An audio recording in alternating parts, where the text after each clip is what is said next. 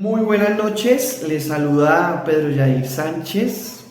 Espero que se encuentren bien todas y todos en sus casas. Saludamos a nuestro maestro Luis Eduardo Huiches, a nuestra compañera Diana Marcela Velandia y saludar también al compañero Álvaro Ruiz. Hoy vamos a recrear ese video colectivo, ese video donde vamos a presentar sobre esa problemática interna, cómo afecta esa problemática interna o se ve desde ese proceso global en Europa, ¿sí? En Latinoamérica y en Colombia.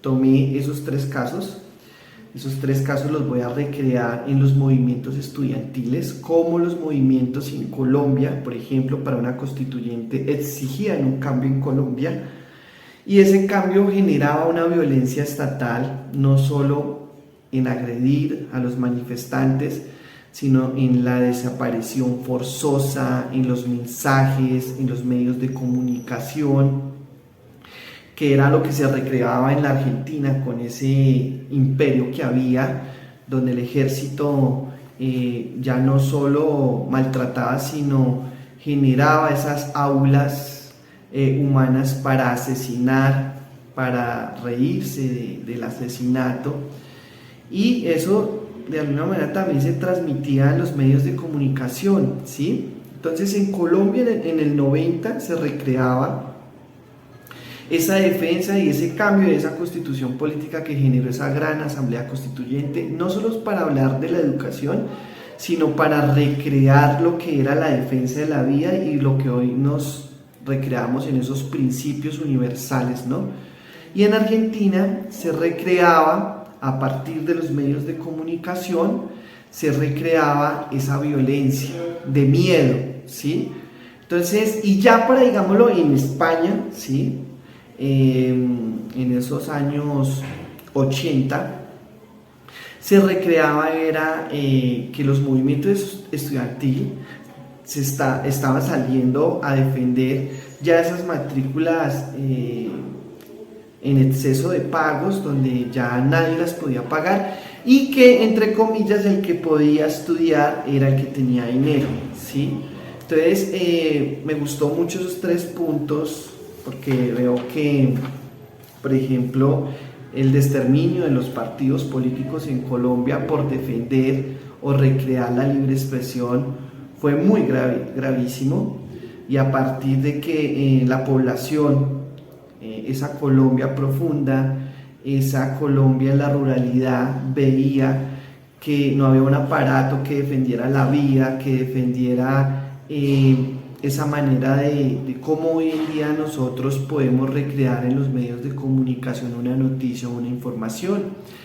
Entonces era un poco más difícil poder defender estos derechos. Pasamos de una constitución de 150 años de vigencia, que era la constitución de 1886, donde se recreaba una serie de procesos que no eran nada democráticos, y pasar a una constitución de 1991, donde muchas personas, muchos jóvenes, muchos líderes sociales, muchos activistas, comunicadores o líderes sociales murieron y nos dejaron un legado que hoy es tener un Estado social de derecho.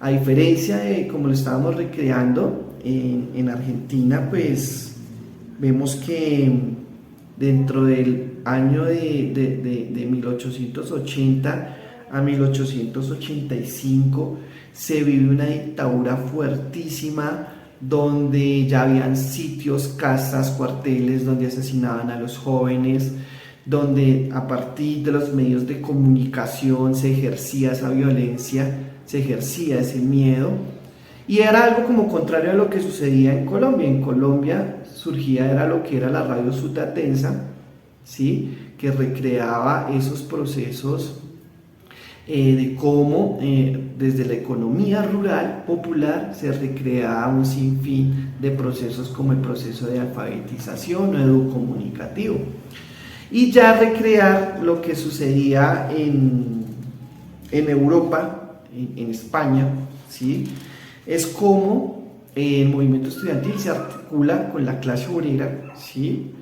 Donde pues nace esa descentralización, que era lo que querían los movimientos, que es lo que queremos todas y todos, es de que haya una articulación en cómo pensamos, en qué sentimos, cómo podemos redactar estos dos conceptos.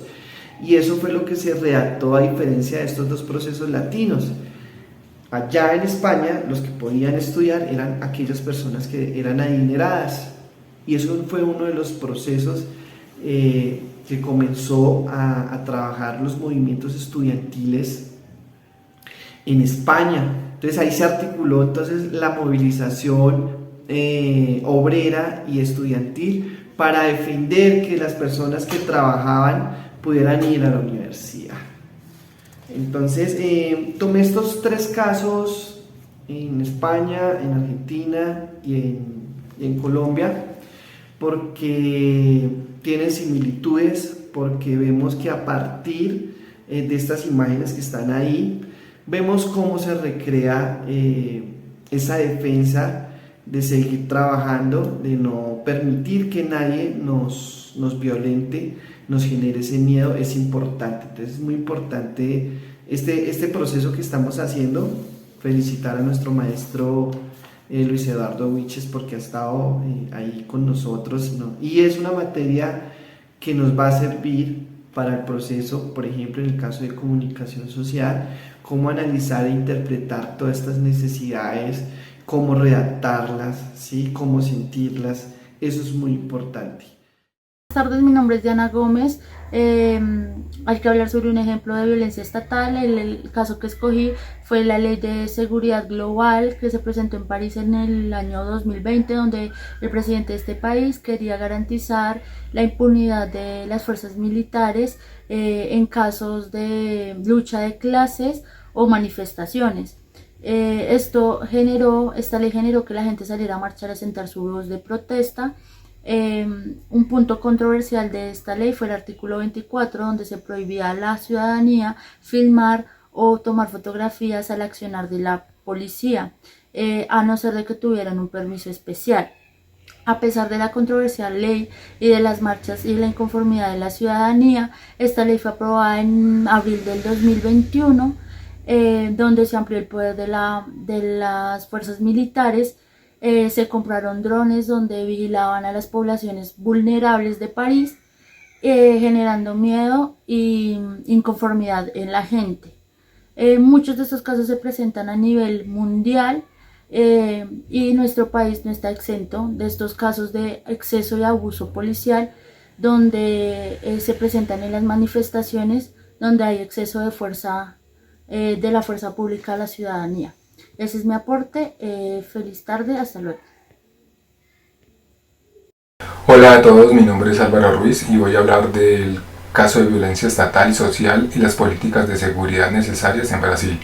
El caso de violencia en Brasil los casos de violencia en Brasil por el 2003 crecieron vertiginosamente. La tasa de crímenes violentos fue de 27 por cada 100.000 habitantes, pero esta tasa se multiplica si hablamos de hombres jóvenes y que habitan en las favelas.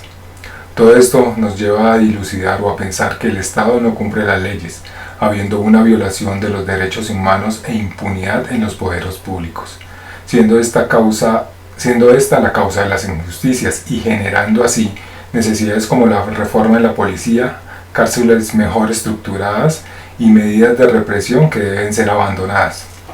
Todo esto nos lleva a dilucidar que el Estado es quien debe encargarse de reducir las desigualdades, pero además de esto, tiene la responsabilidad directa en el proceso de victimización de los más débiles. Policías, sistema penitenciario y un fallido sistema socioeducativo enfocado en menores de 18 años, víctimas de violaciones de derechos humanos, brutalidades y crímenes letales. En 2003, en Río de Janeiro, 1.195 personas fueron asesinadas por la policía. Más de 65% de ellas mostraban signos inequívocos de ejecución. En 2004 y en 2005, esta tasa subió y en su mayoría eran jóvenes habitantes de las favelas. Los efectos colaterales de la lucha contra las drogas y el tráfico de armas en las favelas son el argumento que justifica a la policía para sus incursiones bélicas, donde no se toman prisioneros, ni tampoco se acepta la rendición, simplemente se convierten en un genocidio, que es el resultado de una política de exterminio arbitrario, sentenciado a pena capital sin identificar y tener derecho a ser juzgado. Es así como se puede aseverar o afirmar que el lugar, modus operandi, función y políticas policíacas nunca fueron objeto de investigación, pasando de esta forma por los ojos de toda la sociedad brasilera, los intelectuales, los sindicales, las sociedades económicas, políticas y religiosas, y mucho menos fueron objeto de protesta promovido por algunos movimientos sociales, arrojando como resultado la indiferencia que solo contribuye a preservar y fortalecer las viejas estructuras estatales que benefician como siempre a unos pocos y que agrandan cada día más esa brecha económica, social y cultural entre las clases sociales no solo de Brasil, sino de Latinoamérica.